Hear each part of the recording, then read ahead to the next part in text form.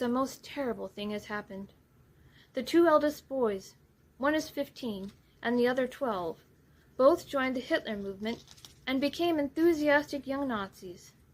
I felt from the beginning that it was partly fear about their father having Jewish blood in him that had made them such fanatical Nazis, but we thought it wiser to say nothing and just let them be free. Rudolf, the elder, got on well in the party and soon became one of the leaders in the school and was very happy. Then one day he came home in a terrible state. I did not know that any boy could be so angry, especially my own son, and I can only say he behaved as if he were mad.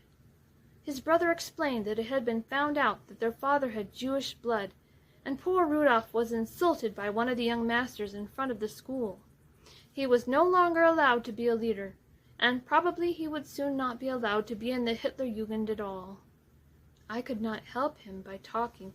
He was just so mad with anger that I thought it was better to leave him alone.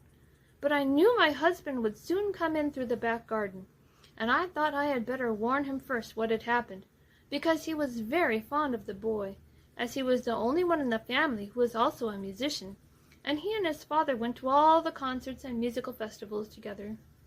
They do not look alike at all, because the boy is very tall like my brother and very fair, and as you know, my husband is small and dark and not very strong. I walked into the garden, and when he came home and I told him, he just turned pale and said, "Is Rudolf alone?"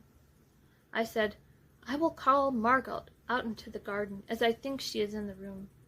A few minutes afterwards I heard my husband say as he entered the sitting room, "Rudolf, I would speak with you." In another minute I heard a cry of dismay and anguish from my husband, which now haunts me whenever I am still. For Rudolf had struck him in the face with such violence that he fell to the ground and struck his head against the end of the sideboard.